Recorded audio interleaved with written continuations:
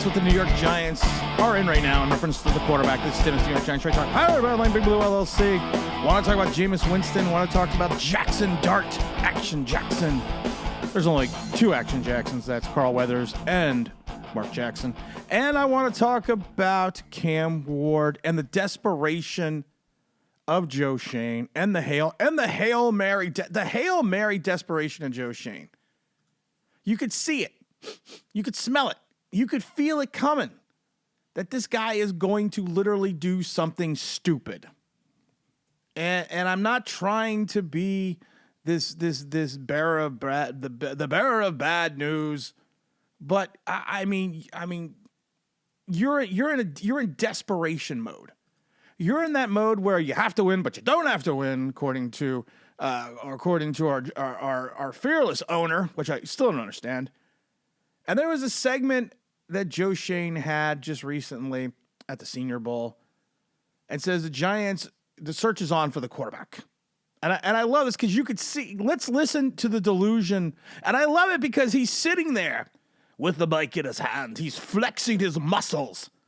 He's got it pressed up against his lips. Oh, he looks so manly. All I can think about is that uncrustable eating motherfucker. There's a job open at quarterback. That's not a secret. Mm-hmm. How are you approaching it philosophically?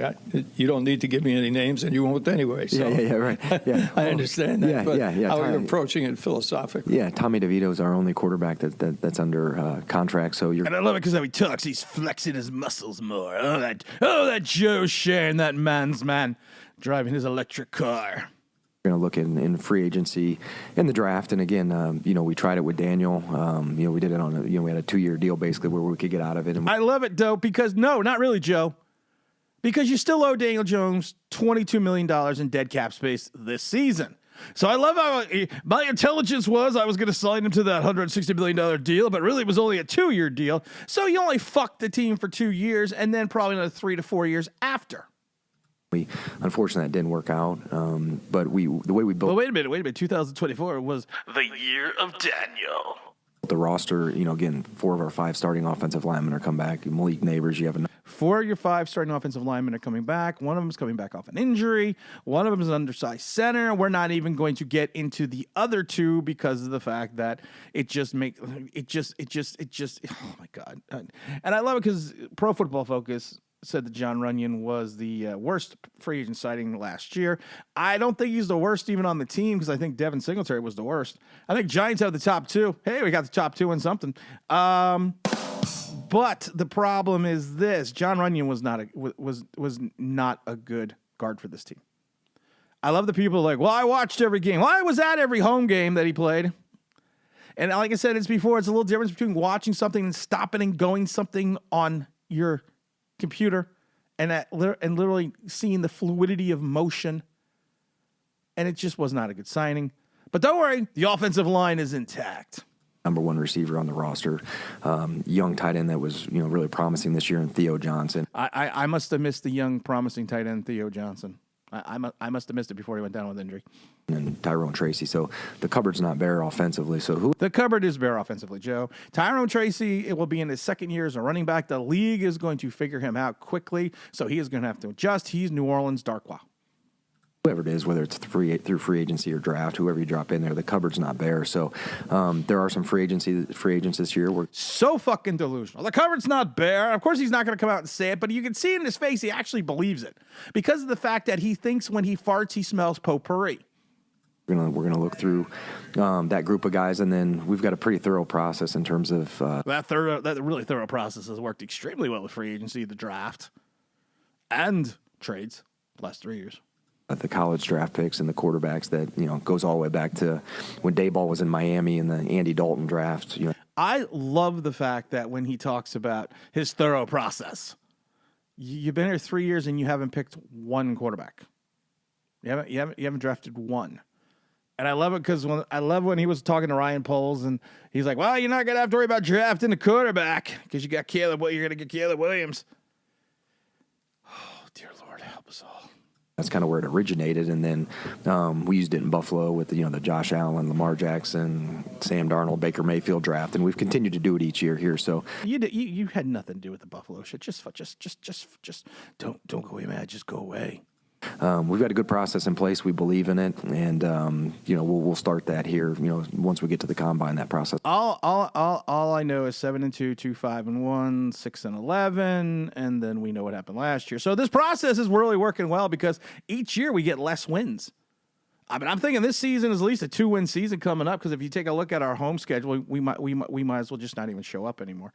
Oh, but now the rumor and scuttlebutt is that. That Jameis Winston wants to come to the Giants. Jameis Winston came out and said, and I love it because I posted about it today. And you know what, Jameis? Just for you. Stupid giant Twitter post. This is going to go to Jameis Winston. I'm going to say it's also going to go to ML Football. Jameis Winston says, I have a ton of respect for Brian Dable. I think they have a young roster. They are a young, roster ready to win. I know they're hungry over there. Oh, my God. Jameis Winston. Jameis Winston's like 5 years removed from his really true full-time starting experience, which is that last year in Tampa, where he threw for 33 touchdowns and 30 interceptions. Jameis Winston's a nice guy. He's a fun guy. But you know what? I still know people in and around Tampa who will tell you that his days in his last couple of years in Tampa, he was basically the coach killer. It's the poor. He has not learned. People will tell you he has not learned anything for being in the league as long as he has. He still makes the same mistakes repeatedly. Sounds like Daniel Jones. I always harken back to that last game during his final starting year at Tampa, where literally he threw as many touchdown passes as he did interceptions that were run back for touchdowns. This isn't a guy you want to bring in. This isn't a guy that you want to have cultivate and maturate your young quarterback. This is a guy that has been known, especially in a lot of his days in Tampa, as not being a film guy, not being a guy that studies, not being a guy that looks at the tape and says, okay, how can I improve myself? He's a guy going back to Florida State that really kind of lived off of his own athletic talent. And there's a lot of speculation. A lot of people I've talked to, especially in Tampa, have said, what could have been? What could have been if he spent more time in the film room, if he spent more time practicing his trade, what he could have been in this league? And immediately the Giants, who are going to be a bad team, fans are like, hey, let's go get Jameis Winston. He's that perfect bridge quarterback. Jameis Winston's fun for like 2 weeks. And then the interceptions are going to drive you mad. Do you think a quarterback like Jameis Winston is going to fit in the Brian Dable system, whatever the fuck it is, because I have no fucking clue what it is. But do you really think he's going to fit in that type of system? No, he's not. This is a guy that's thrown 111 interceptions going back to 2015 and 154 touchdowns. You take a look at him, 22-15, 28-18, 19-11, 19-14, 33-30.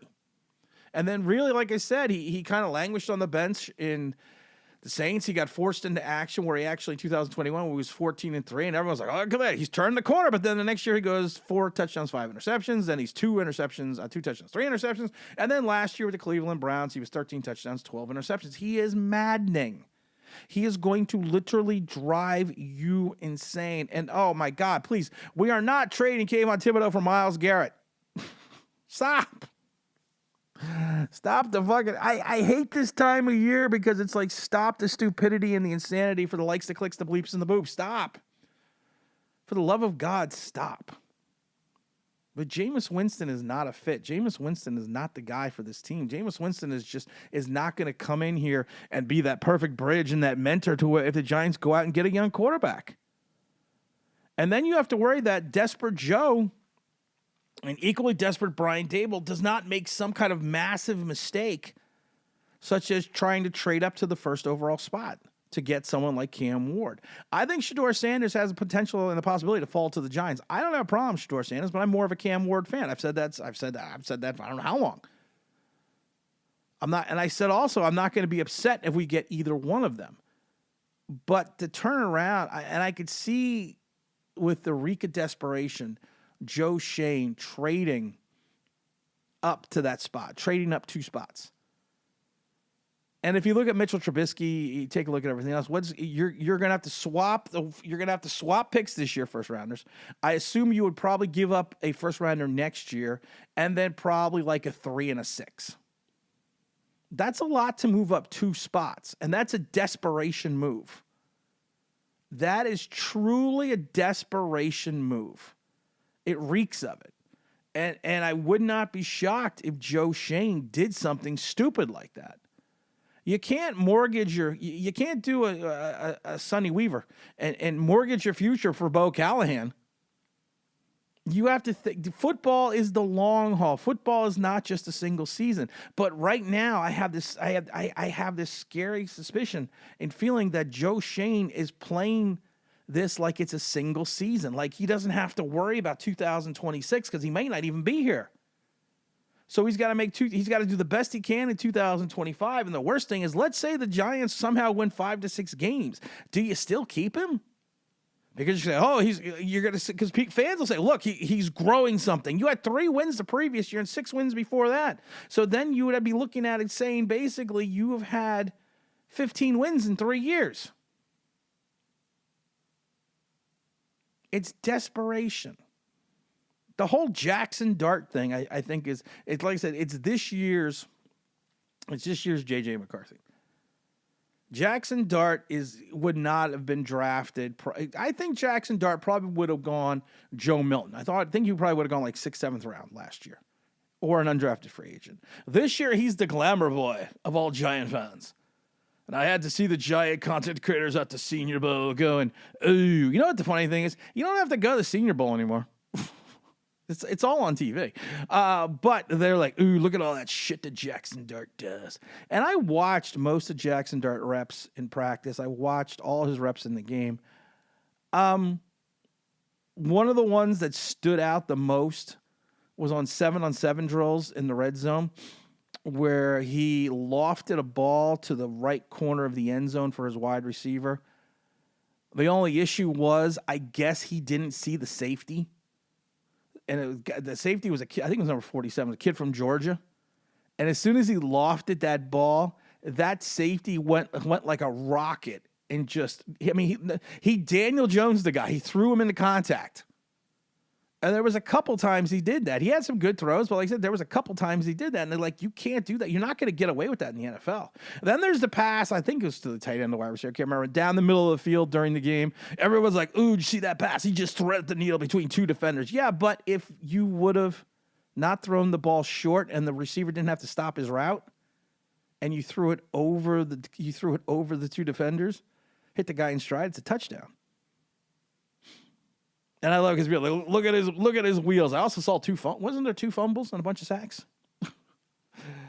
Jameis Winston is now he's listed as 6'1". I guarantee he's going to be 6 feet by the time the combine rolls around. He's not. He's a guy you're never going to play under center. And I love it because people are like, well, in today's NFL, you don't play guys under center anymore. Well, yeah, sometimes you do. Just like, remember when no one was going to sign those big free agent running backs because they weren't worth it anymore? And, look at Marshawn Lynch and, not Marshawn Lynch. I miss Marshawn Lynch. I really do. I don't know why, because he's in a movie. And I saw the trailer for it yesterday. He's in like a karate movie.